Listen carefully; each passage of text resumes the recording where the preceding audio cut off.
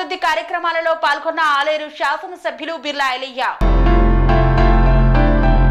యాదాద్రి భువనగిరి జిల్లా ఆత్మకూరు మండలంలో పలు అభివృద్ధి కార్యక్రమాల్లో తెలంగాణ రాష్ట్ర ప్రభుత్వ విప్ ఆలేరు ఎమ్మెల్యే బిర్లా ఐలయ్య పాల్గొన్నారు. ఈ సందర్భంగా ఎమ్మెల్యే బిర్లా ఐలయ్యకి ఆత్మకూరు మండల కాంగ్రెస్ నాయకులు, కార్యకర్తలు, గ్రామ ప్రజలు పెద్ద ఎత్తున ఘన స్వాగతం పలికారు. మొదటగా ఆత్మకూరు మెయిన్ రోడ్డు నుండి హై స్కూల్ వరకు చాలా ఏళ్ల కళ సాకారం చేయడం కోసం డబుల్ రోడ్డు శంకుస్థాపన కార్యక్రమాన్ని నిర్వహించారు. ఆ తర్వాత గోదావరి జలాలతో ఆత్మకూరు వీర్ల చెరువు నిండడంతో చెరువు వద్ద ప్రత్యేక పూజలను చేపట్టారు. పూజల అనంతరం ఆత్మకూరు ప్రైమరీ స్కూల్ వద్ద అంగన్వాడీ భవనానికి శంకుస్థాపన చేసి విద్యార్థులను పలకరించారు.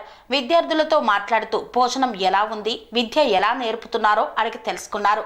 మంచిగా చదువుకొని తల్లిదండ్రులకు మంచి పేరు తేవాలన్నారు.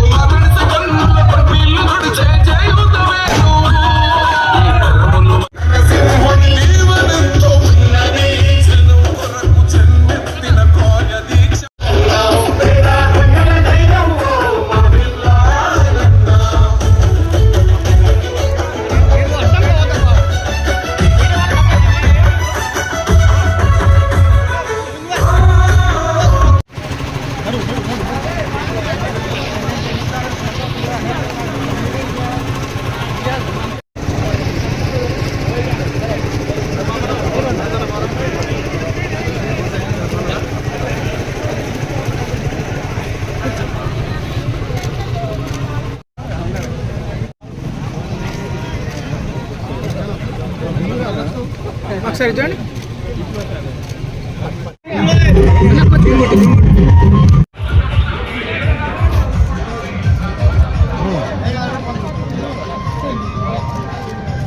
రోడ్ తొందరగా కంప్లీట్ ఆచరించు. మా అధికారులు కూడా యాక్టివ్ పని చేయాలి. 2 నెలల్లో కంప్లీట్ చేద్దాం.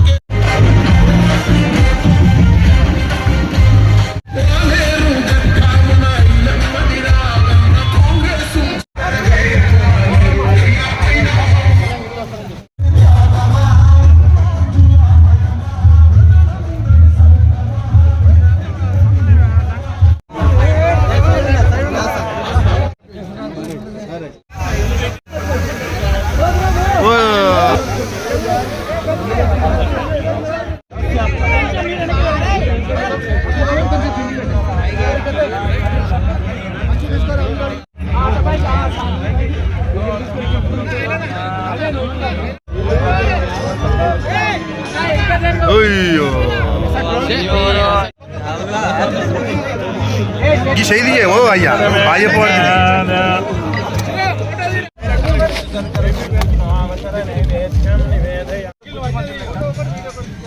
చేసింది కాబట్టి ఇది ప్రజాప్రభుత్వం మాటలు చెప్పుడు కాదు, చేతంతో చూపించే ప్రభుత్వం కాబట్టి మీరందరూ కూడా ఈ ఐక్యతతో ఎట్లయితే నిధులతో మనం అభివృద్ధి చేసుకున్నామో రేపు స్థానిక సంస్థల్లో మన సత్తా చాటాలే.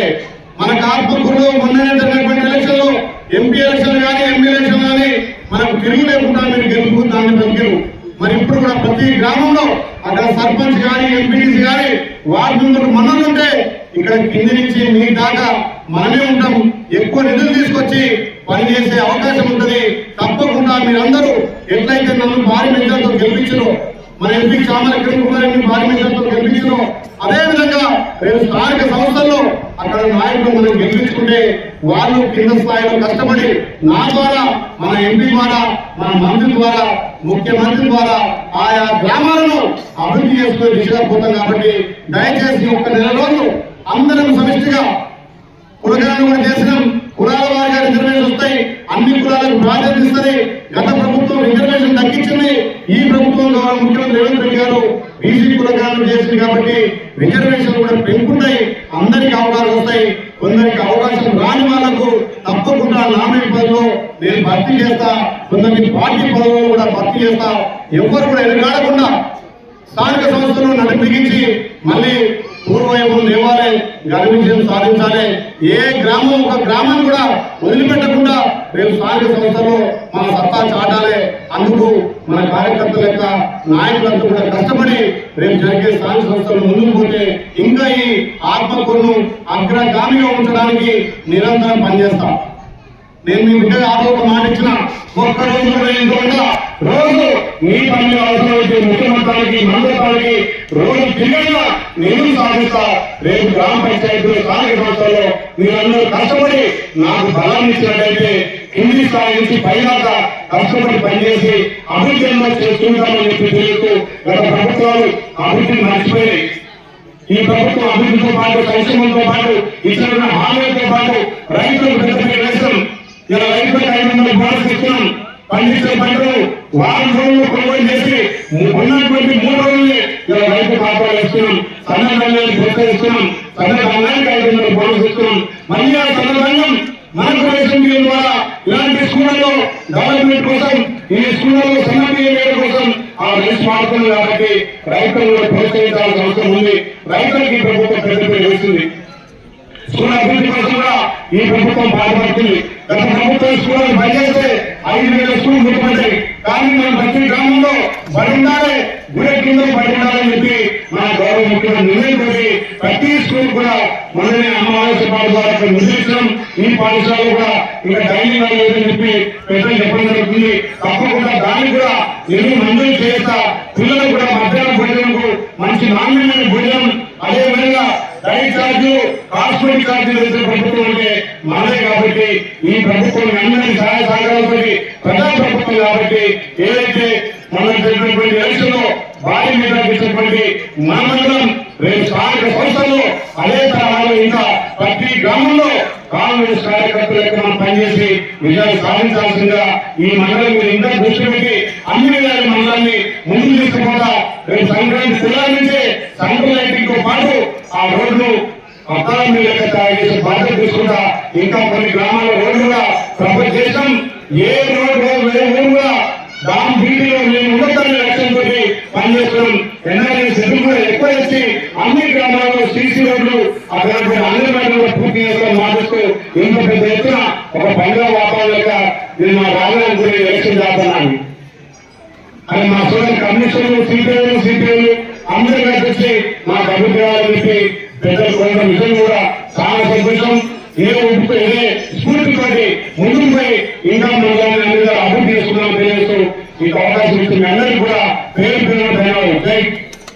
స్వామి బోధానంద గోసేవ ఆశ్రమం సైతాపూర్. జ్యోతిష్యం, వాస్తు శాస్త్రం మన పూర్వీకులు మనకిచ్చిన వరం. దుర్గాదేవి, కాలభైరవ ఉపాసనతో వాక్సిద్ధి పొందిన శ్రీ శ్రీ బోధానందగిరి స్వామివారు మీకు ఎలాంటి సమస్యలున్నా వాటిలో ముఖ్యంగా ధన నష్టం, ఆరోగ్య నష్టం, భార్యాభర్తల మధ్య గొడవలు, ప్రేమించుకున్న వారు దూరం అవడం, ఎన్ని సంబంధాలు వచ్చినా పెళ్లి ముడి పడకపోవడం, రోడ్డు ప్రమాదాలు, అప్పుల బాధలు, వ్యవసాయంలో నష్టాలు, పెద్దల మాట పిల్లలు వినకపోవడం, ఆరోగ్య శాంతి, గృహశాంతి, మనశ్శాంతి లేకపోవడం, ఇలాంటి సమస్యలు ఉన్నట్లయితే ఒక్కసారి స్వామీజీని కలవండి. మీ సమస్యలకు తగిన పరిష్కారాన్ని పొందండి. అంతేకాక అన్ని రకాల వ్యాధులకు గోపంచకవ్య మరియు మూలికా వైద్యం చేయబడును. నమ్మకంతో రండి, ఆయురారోగ్యాలతో వర్ధిల్లండి. మా అడ్రస్ స్వామి బోధానంద గోసేవ ఆశ్రమం, సైదాపూర్, వీరభద్రస్వామి గుడి దగ్గర, యాదగిరిగుట్ట. సంప్రదించవలసిన నెంబర్ 9849213754 మరియు 9618034138.